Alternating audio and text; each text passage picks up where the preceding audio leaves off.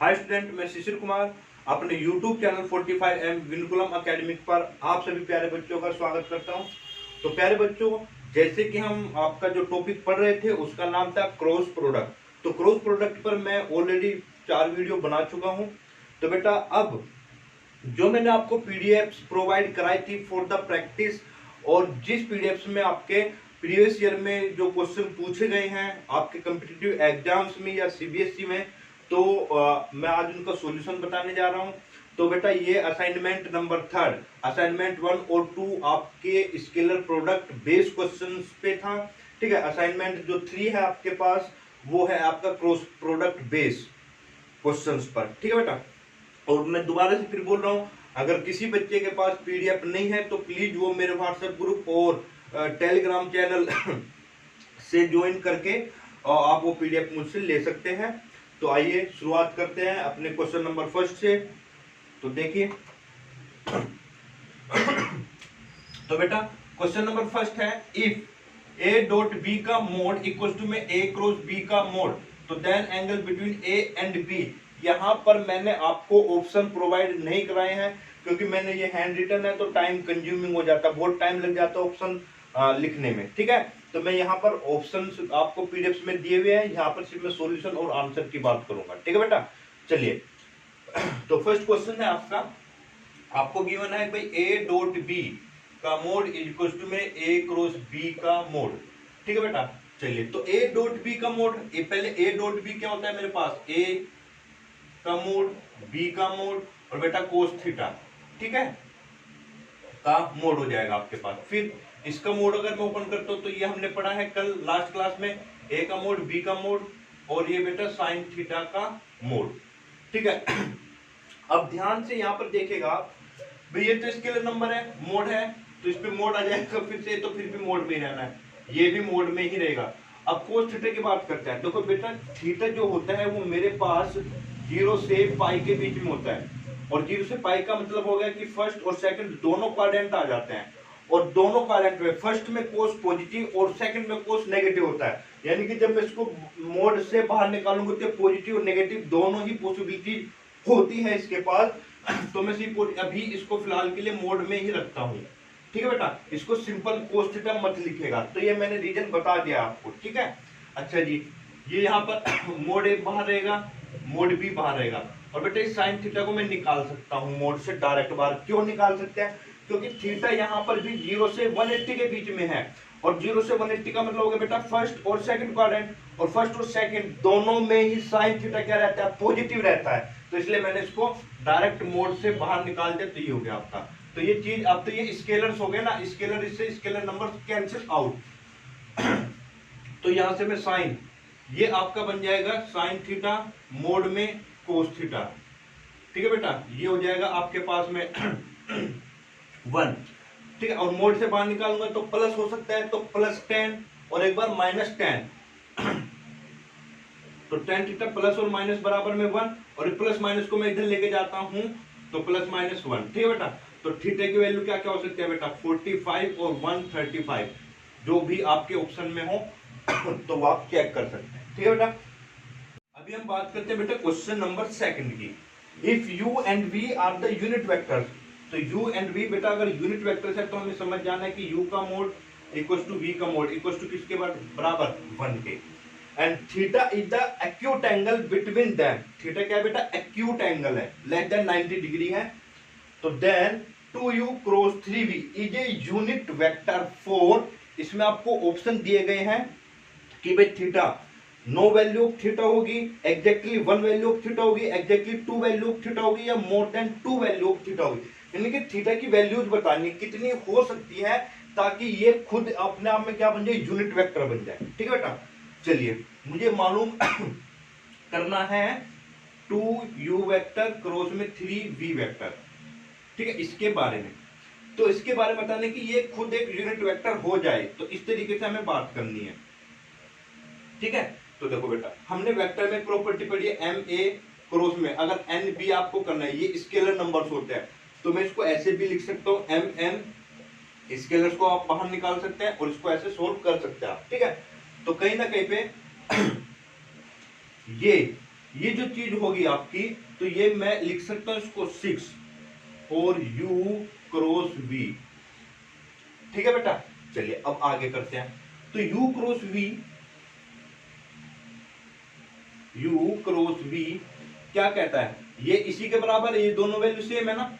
ठीक है, वो कहता है कि ये आपका यूनिट वेक्टर बन जाए, यानी कि इसका जो मोड होगा, यानी कि इसका जो मॉडुलस होगा, मैग्नीट्यूड होगा, वो किसके बराबर होगा 1। अगर ये यूनिट वेक्टर हो जाएगा तो बेटा इसका जो मैग्नीट्यूड होगा, इसका जो मैग्नीट्यूड होगा, या इसका लिखो मैग्नीट्यूड, तो बेटा क्या होगा 1 होगा। अच्छा, जब इसको मैं मोड से बाहर निकालूंगा बेटा ये तो 6 ही रहना है। फिर क्या बचा आपके पास, u क्रॉस में v का मोड बराबर में कितना 1। ठीक है, आप u क्रॉस v आप निकाल सकते हैं, तो 6, तो बेटा u का करोगे तो u का मैग्नीट्यूड, v का मैग्नीट्यूड और साइन थीटा। ये हमने पढ़ा है कि जब भी मैं a क्रॉस b करता हूं, a क्रॉस b जब मैं करता हूं तो बेटा a का मैग्नीट्यूड, b का मैग्नीट्यूड और साइन थीटा और n कैप आता है। पर अगर जैसे ही मैं मैग्नीट्यूड निकालता हूं तो यहाँ से n कैप हट जाता है, सिर्फ ये केस बचता है। तो यानी कि जैसे ही मैंने ये निकाला, आपके पास magnitude of u magnitude of v sine theta बराबर में 1 आया, और ये हमें पता है ये यूनिट वेक्टर है, तो ये 1 ये भी 1, तो 6 साइन थीटा बराबर इक्वल्स टू 1, और साइन थीटा बेटा कितना आएगा 1/6। तो यानी कि कहीं ना कहीं पर थीटा की सिर्फ एक ही वैल्यू होगी जिस पर आंसर आपका क्या आएगा 1/6 होगा। जैसे हमें पता है कि साइन 30 पर एक्यूट एंगल में, एक्यूट एंगल के लिए एक्यूट एंगल बोला है, तो साइन 30 होगा तो 1/2 ही आएगी। तो उस रेंज में, एक्यूट एंगल की रेंज में कोई अदर एंगल बिल्कुल भी नहीं होगा जिस पर 1/2 आ जाए। ठीक है ना, समझ लो ना बात को। तो यहाँ पे सिर्फ थीटा की एक ही वैल्यू है जिस पर ये आपको 1/6 दे।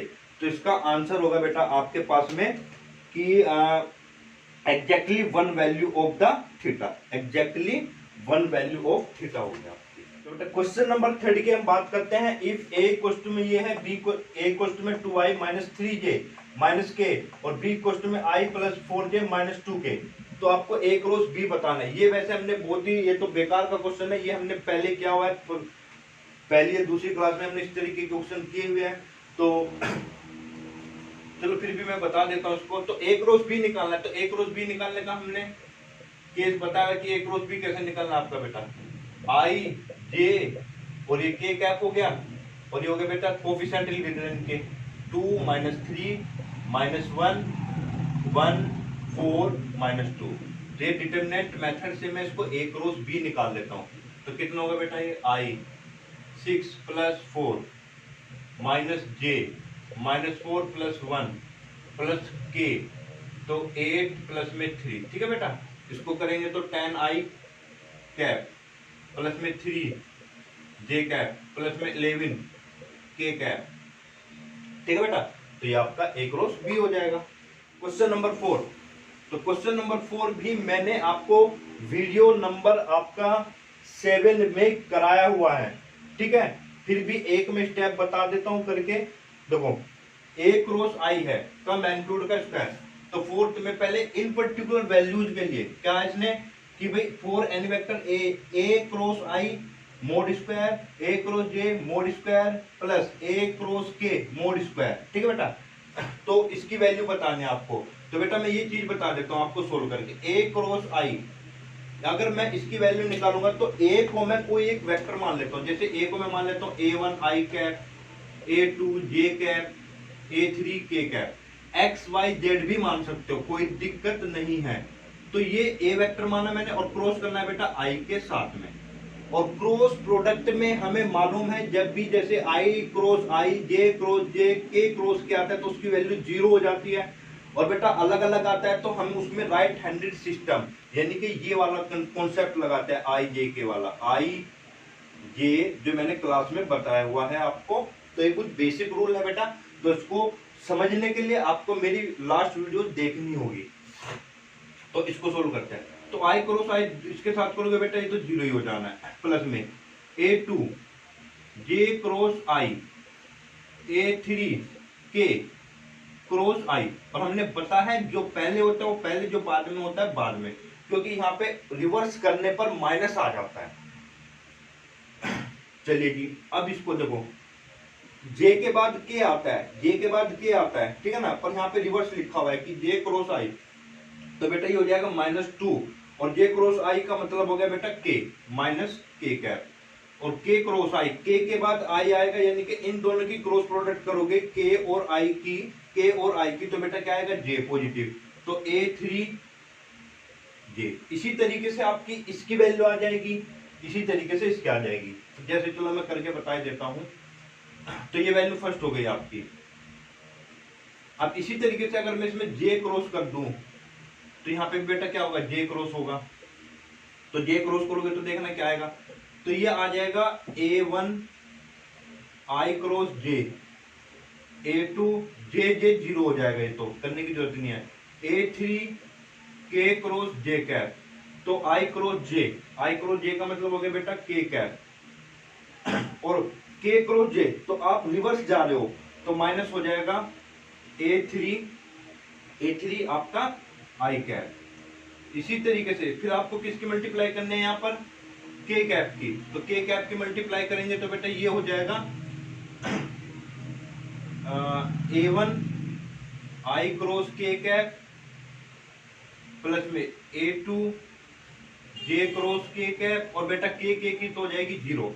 जब इसको मैं सोल्व करूंगा, आई के बाद रिवर्स जा रहे हो, के बाद आई आता है, पर यहाँ पे आई क्रॉस के लिखा हुआ है, तो ये माइनस में हो जाएगा, माइनस में जे कैप प्लस में, और जे के बाद के आता है, तो बेटा A2 ये हो जाएगा आई।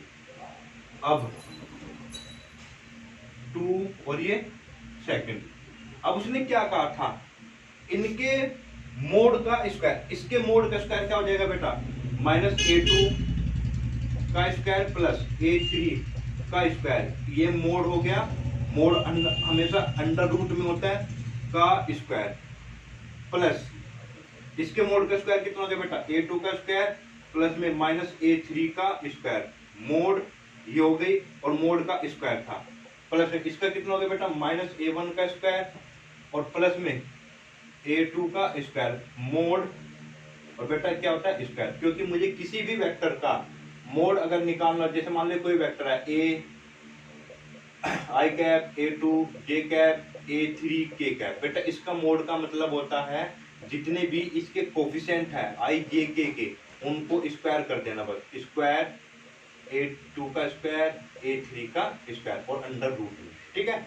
अच्छा जी, जब स्क्वायर हटाओगे तो ये क्या बना बेटा, A2 का स्क्वायर, A3 का स्क्वायर प्लस में A2 का स्क्वायर प्लस में A3 का स्क्वायर प्लस में A1 का स्क्वायर प्लस में A2 का स्क्वायर, ठीक है बेटा। अब इसको जब सोल्व करोगे तो यहाँ से 2A1 square plus A2 square plus में A3 का स्क्वायर, तो ये कहीं ना कहीं पर ये चीज क्या लिखी हुई है, तो 2 मोड A का स्क्वायर लिखा है ना आपके पास, तो इसका जो ऑप्शन होगा वो। नेक्स्ट क्वेश्चन पे आते हैं बेटा, A डॉट आई, और देखो यहाँ पे कोई नहीं है, यहाँ पे डॉट और क्रॉस का कोई मतलब नहीं है, सिंपल मल्टीप्लीकेशन है, A क्रॉस आई, देखो डॉट में भी है क्रॉस में भी है, फिर A dot J, A cross J, A dot के, A क्रॉस के, तो इसकी वैल्यू आपको बतानी है कि क्या होगी।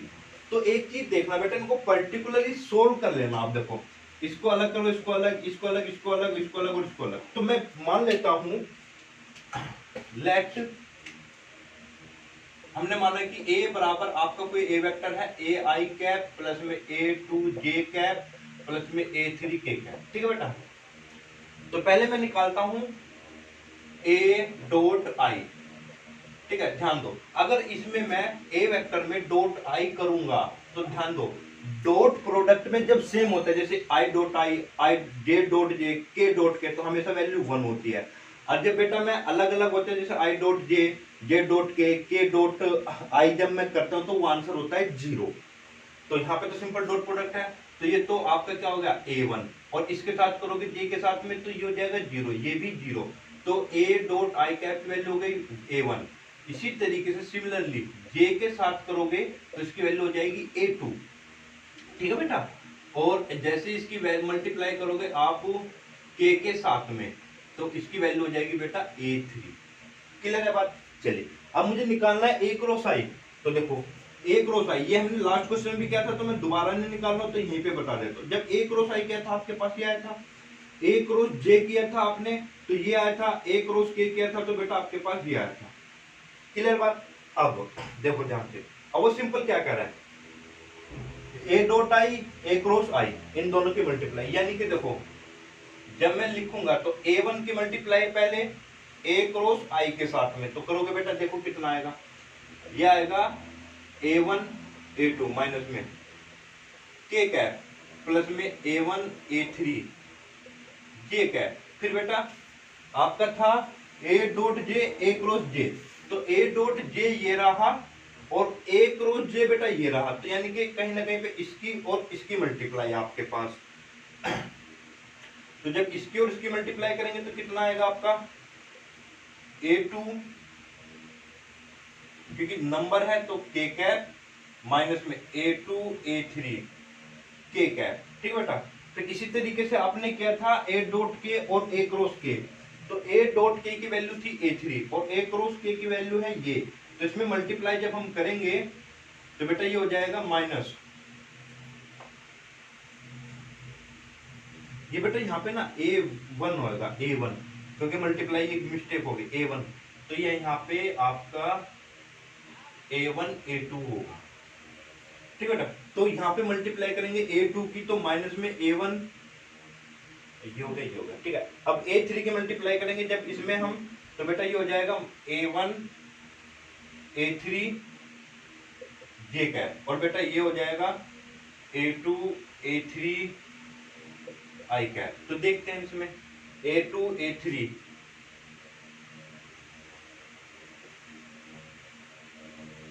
A1 A2 A1 A2 ये तो कैंसिल आउट हो गया, A1 A3 J A1 A3 J, तो ये आपकी गड़बड़ है। A2 ये वाला 4th पॉइंट हुआ है आपका, ये बेटा I है यहाँ पे, ठीक है। इसकी मल्टीप्लाई करेंगे तो ये हो ये कैंसिल, तो इसका आंसर क्या आएगा बेटा 0 आएगा, तो आंसर होगा इसका 0। क्वेश्चन नंबर 6 आपका A unit vector perpendicular to the plane A this one and B this one, ठीक है। ये क्वेश्चन भी हमने किया हुआ है। तो A वेक्टर है आपका 2i माइनस में 6j plus 3k, B vector है 4i माइनस 3j माइनस में k, ठीक है बेटा। तो देखो इसका सिर्फ मैं हिंट दे रहा हूं आपको, हमें किसी भी वेक्टर पे यूनिट वेक्टर, सॉरी किसी भी वेक्टर पे यूनिट वेक्टर निकालना होता है तो बेटा उसका फॉर्मूला हमें पता है plus minus A cross B, और बेटा A क्रॉस B का मैग्नीट्यूड, ये यूनिट वेक्टर होता है, ठीक है। तो क्वेश्चन नंबर 6, और इस तरीके का क्वेश्चन मैंने 2-3 क्वेश्चन आपको लास्ट क्लास में कराए हुए हैं आपके, ठीक है। चलिए क्वेश्चन नंबर 7 देखो, कहते कि the number of vectors of unit length, vectors of unit length का मतलब बेटा एक तरीके से जो उनका मैग्नीट्यूड हो गया वो 1 हो गया। तो कहीं ना कहीं वो बात बोल रहा है आपसे कि जो ये वेक्टर है ना वो खुद यूनिट वेक्टर है। क्या है बेटा? Unit vector perpendicular to the A and B.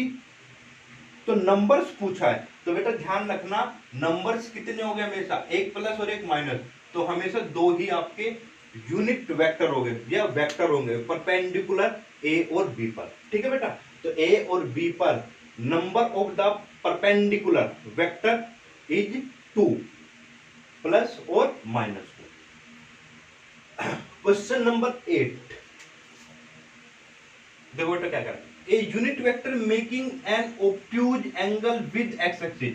कोई एक यूनिट वेक्टर है और एक्स एक्सिस के साथ में ऑब्ट्यूज एंगल बनाता है, यानी कि 90 से ग्रेटर 180 से स्मॉलर है, ठीक है। तो यहां पर जो थीटा है वो बेटा 90 से बड़ा और 180 से छोटा ऑब्ट्यूज एंगल है, ठीक है जी। परपेंडिकुलर एंड वो यूनिट वेक्टर परपेंडिकुलर है to the plane containing the point. तो कोई प्लेन है, पॉइंट कौन कौन से हो गए मान लेते हैं हम, ये ए पॉइंट, ये बी पॉइंट और ये सी पॉइंट। तो ए पॉइंट कितना हो बेटा i plus 2j plus 3k, ये ए पॉइंट में मान लेता हूं। ये बी पॉइंट है आपका 2i plus 3j plus 4k, और सी पॉइंट है बेटा आपका i प्लस में 5j प्लस में 7k, ठीक है। तो ये चीजें है देखो। Also make an obtuse angle, ठीक है, एक्स एक्सिस के साथ भी, और आल्सो, हाँ ये ऑप्शन है आपका, एक्स एक्सिस के साथ में तो ऑब्ट्यूज एंगल बना ही रहा है।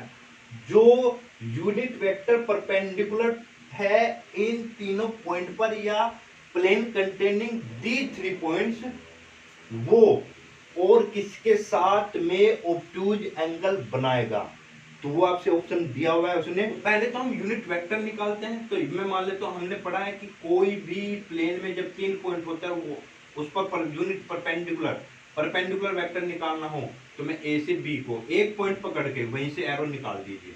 तो वेक्टर हो गया आपका ए बी एंड ए और सी। तो ए बी एंड ए सी आपका वेक्टर हो गया। और आपको निकालना था बेटा यूनिट वेक्टर। यूनिट वेक्टर के लिए हमेशा कंडीशन ये रहेगी। तो एन कैप ये कोई यूनिट वेक्टर होगा। तो मैं इसको क्या लिखूंगा भाई, ए बी, एक वेक्टर तो मेरा ये हो गया ए बी, क्रॉस में एक वेक्टर हो जाएगा ए सी। और बेटा ए बी क्रॉस में ए सी का मैग्नीट्यूड। ठीक, अगर सिर्फ वेक्टर निकालना है तो सिर्फ ये वाली चीज रहेगी। ठीक है, perpendicular to this and this. और आपको निकालना है यूनिट वेक्टर, तो बेटा मॉडुलस से और डिवाइड करना होगा आपको। चलिए जी, पहले ए बी निकालते हैं। तो ए बी का मतलब हमें पता है, ए बी का मतलब होता है बेटा बी में से ए। तो आई बचेगा, प्लस में जे बचेगा, प्लस में के बचेगा। और बेटा ए सी निकालेंगे तो सी वाले में से एक हटाओ, तो सी वाले में से एक हटाओगे तो 0 बचेगा। और बेटा 3J और प्लस में 4K बचेगा। ठीक है, अच्छा जी, तो ए बी क्रॉस ए सी निकालना है। तो ए बी क्रॉस ए सी का मतलब IJK 1 1 1 0 3 4। ठीक है बेटा, ये है आपका ए बी क्रॉस ए सी। तो इसकी वैल्यू निकालते हैं हम पहले। आई कितना हो बेटा, 4 - 3 1 हो गया ये, तो माइनस जे 4 - 0 तो 4 हुआ। और बेटा के की वैल्यू निकालेंगे तो 3 - 0 तो ये हुआ प्लस में 3K।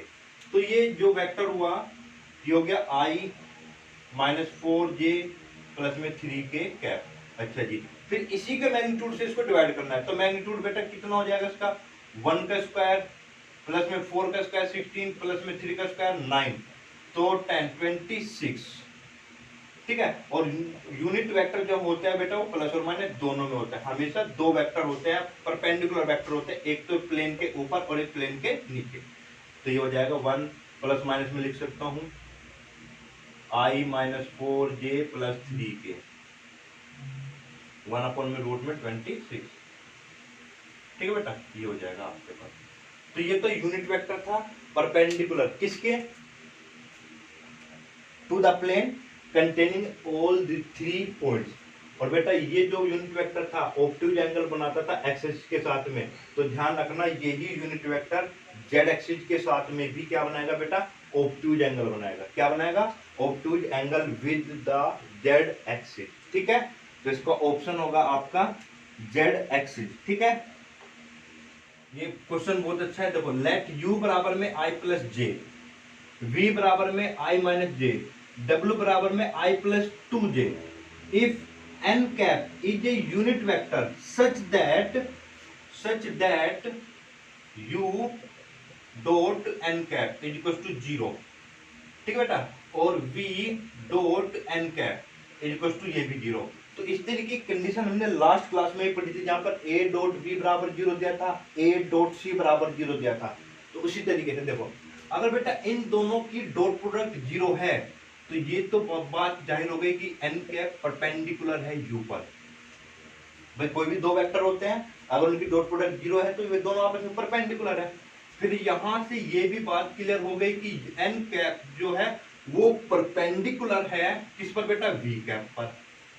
और जब ये इस पर भी परपेंडिकुलर है, इस पर भी परपेंडिकुलर है, तो मैं इसी बात को मैं लिख सकता हूं क्या, प्लस माइनस ऐसे लिख लेते हैं भाई। इसी बात को मैं लिख सकता हूं कि u cross v, u vector cross v vector. ठीक है, u क्रॉस v, क्योंकि जो ये आंसर होता है वो इसके भी परपेंडिकुलर है और इसके भी परपेंडिकुलर है। क्लियर है बात।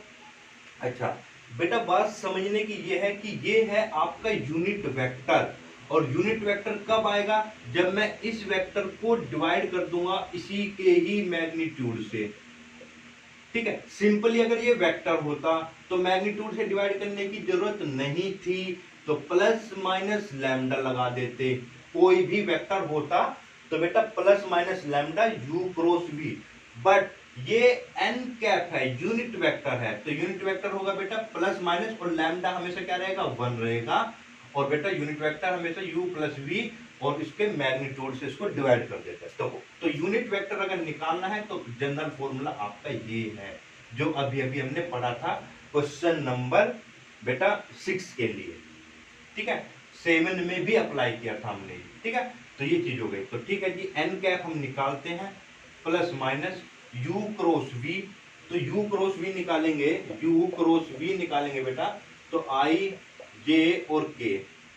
तो u की वैल्यू है 1 1 0, v की है 1 -1 और 0, ठीक है। तो इसका डिटरमिनेंट निकालते हैं तो बेटा देखो कितना हो जाएगा, ये माइनस में 2k कैप हो जाएगा, ठीक है।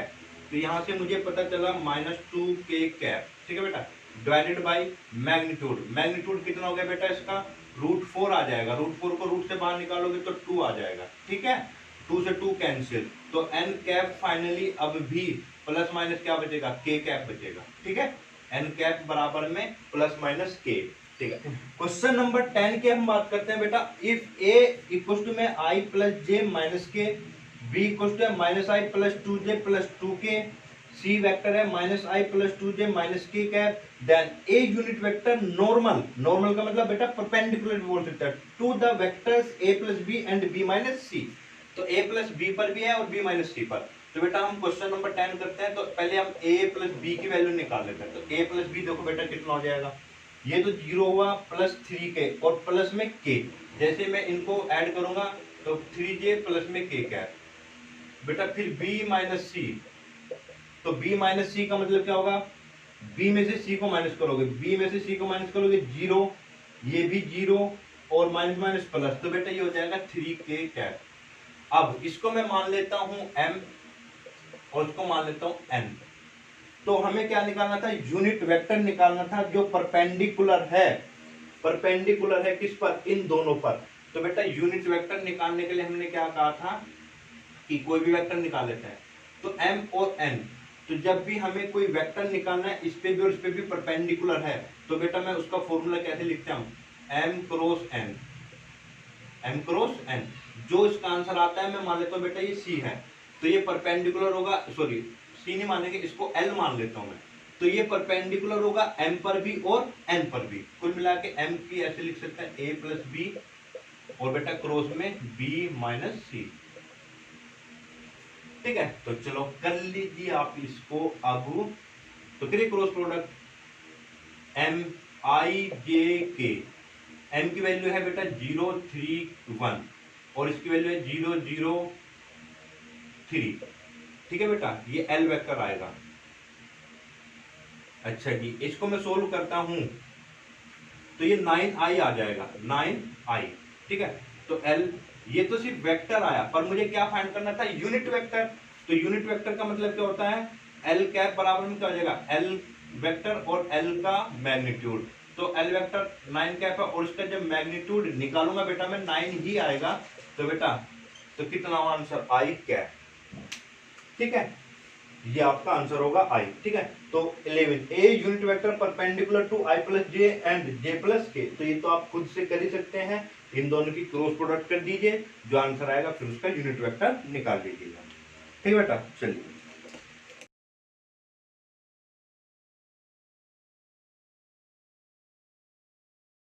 It's caught in the crossfire.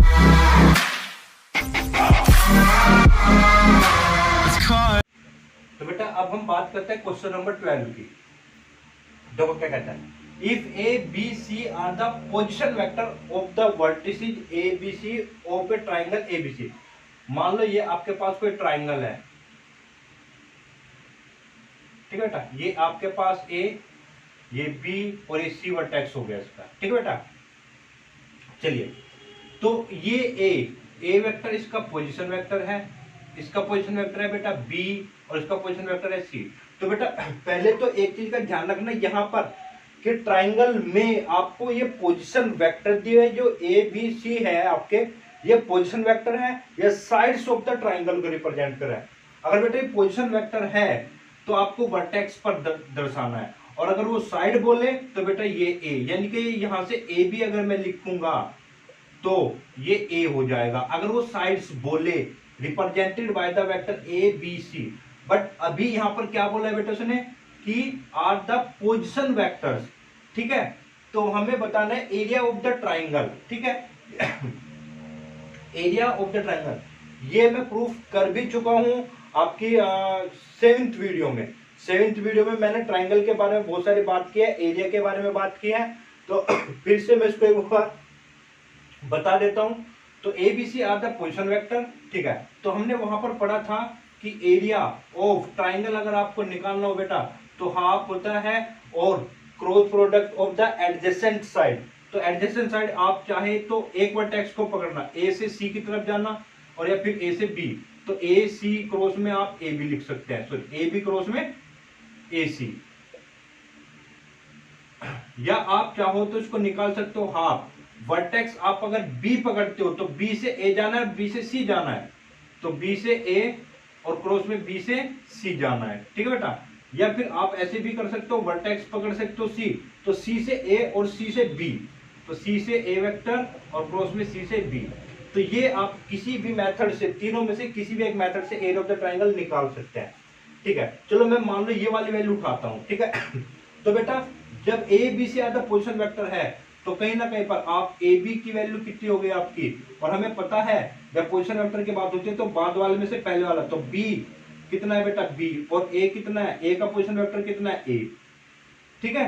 क्योंकि इसको मैं ओपनली लिखता हूं तो इसको मैं लिखता हूं भाई बाद वाला ओ बी माइनस में ओ ए, ठीक है बेटा। तो ये ओ बी पोजिशन वेक्टर कितना है इसका बी का, बी माइनस में ए, ठीक है बेटा। और आपका ये इसी तरीके से अगर मैं ए सी को लिखूं तो बेटा लिखूंगा मैं ओ सी माइनस में ओ ए बराबर में, तो ओ सी माइनस में ओ ए जब मैं लिखूंगा तो ओ सी सी माइनस ए, ठीक है बेटा। चलिए अब इसको मैं क्या करूंगा, area of the triangle, area of triangle, ठीक है। तो हाफ, तो बेटा कितना हो जाएगा A B, B minus A cross C minus A, ठीक है। अब जब आप इसको सोल्व करेंगे तो ये जो एरिया आएगा देखो, तो बी क्रॉस सी और जी माइनस बी क्रॉस ए और माइनस में ए क्रॉस सी और बेटे प्लस हो जाएगा ए क्रॉस ए, ठीक है बेटा। और हमें पता है कि जैसे मैं इसको लिख सकता हूँ बी क्रॉस ए को मैं लिख सकता हूँ माइनस में ए क्रॉस बी, माइनस में ए क्रॉस बी जो हो जाएगा प्लस, तो बेटा यहां से मिलेगा आपको ए क्रॉस बी, और ये आपका सही लिखा है तो मैं इसको लिख सकता हूँ बी क्रॉस सी, और बेटा इसको मैं रिवर्स करता हूँ तो सी क्रॉस ए लिखूं तो ये माइनस आ जाएगा और माइनस पहले से है तो ये हो जाएगा सी क्रॉस ए, और बेटा जब सेम सेम होता है तो जीरो, तो ये आ गया area of the triangle whose position vector are A B and C, ठीक है। तो ये क्वेश्चन नंबर 14 तक तो आपके ऑप्शन में ये वाला होगा, तो आप इसको करेक्ट कर लेना, ठीक है। इसी तरीके से मैं बात करता हूँ क्वेश्चन नंबर 14 की, ये अभी इसके बाद कराऊंगा क्वेश्चन नंबर 14 में। अब वो कहता है कि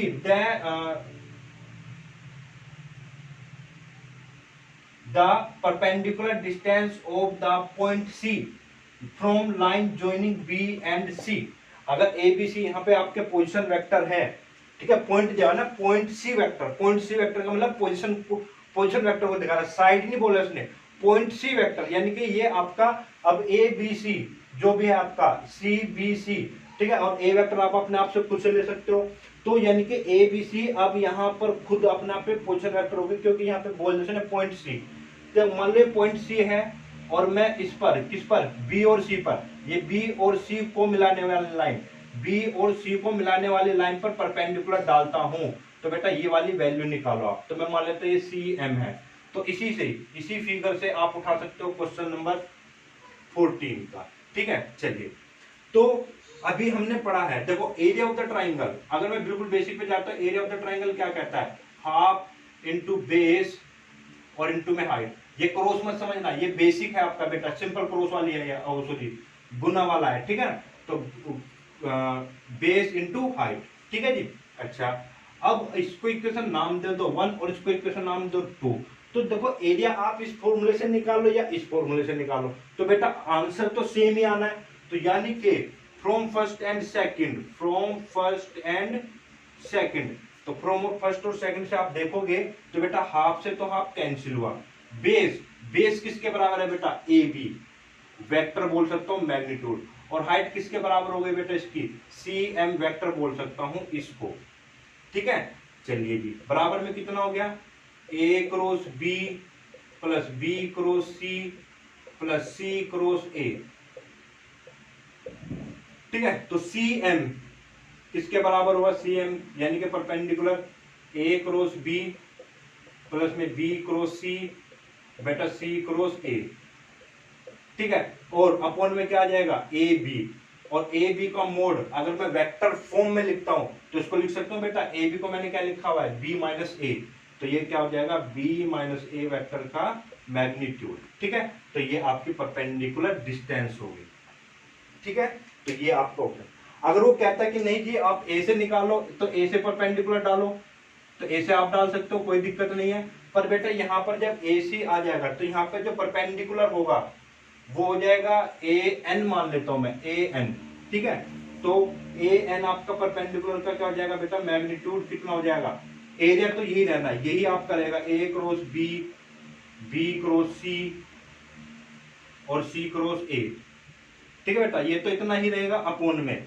तो ए एन तो परपेंडिकुलर, बेस कितना हो जाएगा बेटा इसका, बी सी, और बी सी को मैं क्या लिख सकता हूं, सी माइनस ए, सी माइनस ए वेक्टर। ठीक है, यानी कि जिस पर भी डालता है वो, जिस भी लाइन पर डालता है उसी को माइनस कर दो। जैसे मान लो ये हो गया आपका फ्रॉम परपेंडिकुलर फ्रॉम ए, ठीक है, वर्टेक्स से, और परपेंडिकुलर फ्रॉम अगर मैं डालता हूं भाई बी से, तो बी से आप लिख सकते हो, अब की बार आप इसको डाल सकते हो। तो ध्यान रखना बस, जो भी आप नाम दोगे तो इसको मैं मान लेता हूँ एम एन एल मान लेता हूं, तो बी एल परपेंडिकुलर जो होगा सीधा सीधा सा किस पर गिरा, ए और सी वाले पर ना, तो यानी कि ऊपर वाला तो सेम रहेगा, और यहाँ पे बेटा सी और सी क्या हो जाएगा, सी, ये बेटा बी माइनस सी होगा, ये होगा आपका, क्योंकि ये डल रहा है ना आपका, ये बी और सी पे डल रहा है, तो बी माइनस सी काम होगा। ठीक है बेटा, अच्छा अब आपने डाला बी से डाला ए सी पर डालेगा, बेस का ये काम करेगा, तो ये क्या हो जाएगा बेटा, सी माइनस ए हो जाएगा मोड में, बस बात खत्म। तो इस तरीके से आपको करना है, जहां से भी डालते हैं जिस पर भी डलेगा उसी में से हम माइनस कर देते हैं। जैसे ए बी पर डाला, ए बी पर डाला तो बी माइनस ए कर देना। ठीक है बेटा, बी सी पर डाला तो बेटा अपोन में क्या हो जाएगा, अपोन में सी माइनस बी हो जाएगा।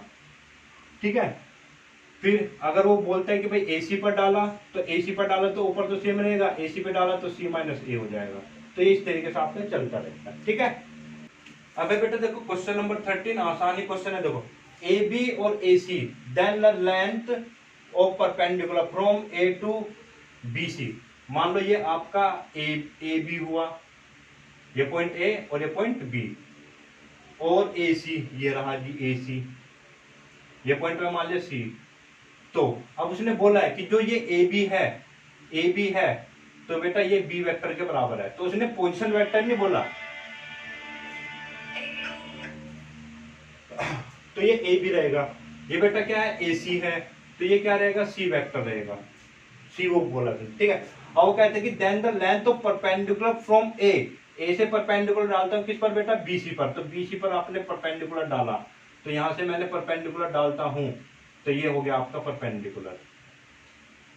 ठीक है, इसको मैं ए एम नाम दे देता हूं। ठीक है, तो इसकी परपेंडिकुलर की लेंथ बतानी है आपको। चलो जी, तो हमें बेसिक कॉन्सेप्ट पकड़ना है, एरिया।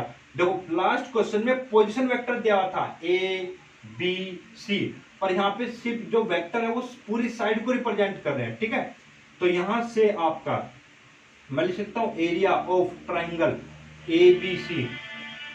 तो एरिया ऑफ द ट्राइंगल, ठीक है, हमें क्या कहता है कि एरिया ऑफ द ट्राइंगल होता है ए बी में लिख सकता हूं, क्रॉस में ए सी लिख सकता हूं। तो यहां से मुझे पता चल गया कि भाई हाफ ए बी की वैल्यू हो गई ए बी। अब ये वेक्टर पूरा दिया हुआ है, ये पोजीशन वेक्टर है, पोजीशन वेक्टर होता है तो बी माइनस ए करते हैं, पर ये पूरी जो ए बी है वो बी के बराबर है, और क्रॉस में ए सी किसके बराबर है बेटा, सी के। ये पहली बात हो गई। ठीक है, चलिए अब area of triangle A B C, हमने ये भी पढ़ा है कि हाफ इंटू बेस, बेस कितना होगा बेटा, बी सी। बेस वही होता है जिसपे परपेंडिकुलर हम डालते हैं, बेस, और सॉरी मैं इसको पहले से लिख देता हूँ सिंपली, बेस इनटू में, ये क्रॉस मत समझना, ये इनटू है, इनटू हाइट। तो बेटा बेस को अगर मैं वेक्टर फॉर्म में लिखूं बेस, तो मैं लिख सकता हूं BC का मैग्नीट्यूड, ठीक है। अच्छा जी, और ठीक है, और इनटू में हाइट, हाइट है आपकी कितनी बेटा, AM, ठीक है। तो चाहे एरिया इससे निकालो चाहे एरिया इससे निकालो, तो भाई ट्राइंगल तो सेम है, फॉर्मूला कोई भी अप्लाई करो तो एरिया तो सेम ही रहना है। तो फ्रॉम फर्स्ट एंड सेकंड से देखो ये दोनों बराबर हो जाएंगे, क्योंकि दोनों से एरिया सेम आना है तो दोनों आपस में बराबर, तो हाफ से हाफ कैंसिल। तो बेटा ये बचा BC और AM इक्वल टू में कितना, B क्रॉस C, ठीक है। चलिए तो मैं यहां से AM अगर लिखूंगा तो B क्रॉस C अपोन में BC, ठीक है। और BC को मैं क्या लिख सकता हूं, BC, तो BC का मैग्नीट्यूड, ठीक है। और BC देखो ये B, अगर ये पूरा ये है B, तो इस पॉइंट को मैं B मान सकता हूं, क्योंकि अगर ये ओरिजिन पर है, इसको मैं ओरिजिन मानूं, ये पूरा B रहेगा, पूरा C रहेगा, तो इसको मैं क्या लिख सकता हूं, फिर B माइनस, यहाँ पे नीचे B minus C, sorry C minus B भी लिख सकते हैं इसको, तो मोड में कोई फर्क नहीं पड़ेगा आपका, B माइनस C लिखे, C माइनस A। अब एक चीज ध्यान रखना, आप देखो ट्राइंगल, ध्यान देने की बात बेटा ये है, देखो ABC, अगर A B C, if A, B, C are position vector, तो देन एरिया ऑफ ट्राइंगल हो जाएगा बेटा A cross B plus B cross C plus C cross A, ठीक है बेटा, और 1/2। इफ यहां पे ऐसे लिख देते हैं, ये फर्स्ट फिगर हो गई। सेकंड, अगर मैं बोलूं कि भाई ये A है, ये B है और ये C है, तो A B और C, ठीक है। If A B C are vectors representing sides of triangle, तो अगर ये साइड ट्राइंगल के साइड्स को रिप्रेजेंट करे तो बेटा एरिया का फॉर्मूला ध्यान रखना, एरिया में लिख सकता हूं, एरिया ऑफ ट्राइंगल हो जाएगा बेटा 1/2। तो A को पकड़ लो कोई भी, ये और ये, ठीक है। तो A से B, इसको ना B होगा ये आपका B, और इसको मान लो C,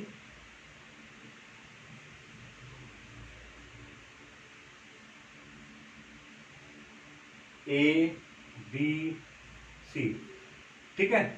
A, इसको मैं मान लेता हूं B और इसको ये C, तो इसका एरिया क्या हो जाएगा बेटा, A क्रॉस आप लिख सकते हैं, अगर मैं A को पकड़ूं तो A से B और A से C, तो C, ठीक है। तो या फिर आप लिख सकते हो B को पकड़ोगे तो B क्रॉस A, ठीक है। या फिर आप लिख सकते हो हाफ B क्रॉस C, तो इस तरीके से, ठीक है। तो आपको ध्यान रखना कि वो पोजीशन वेक्टर देता है तो एरिया इस फॉर्म में होगा A cross B plus B cross C plus C cross A, और अगर ये साइड्स को रिप्रेजेंट करता है, वो दे आपको साइड्स को रिप्रेजेंट करता है ट्रायंगल की, तो सीधा A क्रॉस B, जैसे ये है तो इन दोनों की क्रॉस प्रोडक्ट या इन दोनों की क्रॉस प्रोडक्ट या इन दोनों की क्रॉस प्रोडक्ट का हाफ कर देंगे तो एरिया ऑफ द ट्राइंगल आपको मिल जाएगा। नेक्स्ट है बेटा आपका, ये तो आप कर ही लोगे, if the diagonals of a parallelogram are, ठीक है। इसका तो मैंने डायरेक्ट फॉर्मूला आपको बताया हुआ है, अगर डायगोनल दिए हुए हैं किसी भी पैरेललोग्राम के, तो डायगोनल में जो एरिया होता है, तो एरिया ऑफ ए पैरेललोग्राम जब डायगोनल दिए हुए हो तो half into A cross B, बस। तो यानी कि जो इनकी क्रॉस प्रोडक्ट आएंगी उसका हाफ कर देना है, ठीक है। इसका आंसर मैं बता देता हूं आपको, इसका आंसर है आपके पास में √42, रूट में 42।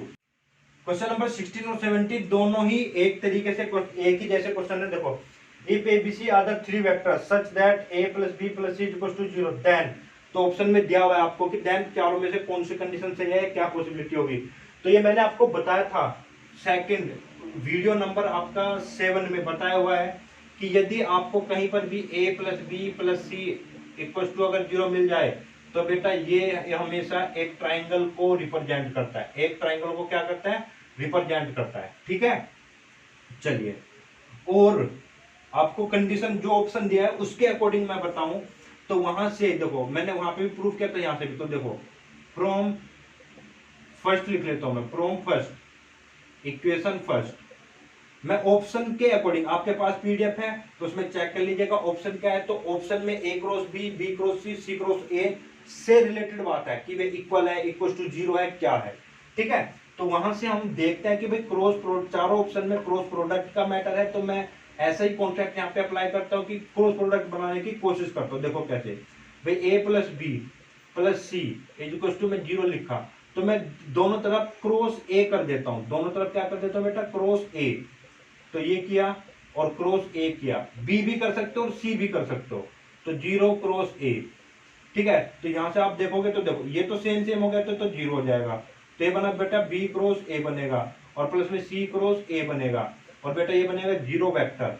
तो यहां से आप देखोगे इसको ना आप सी क्रॉस ए लिख लो और ये इधर चले जाएगा बी क्रॉस ए।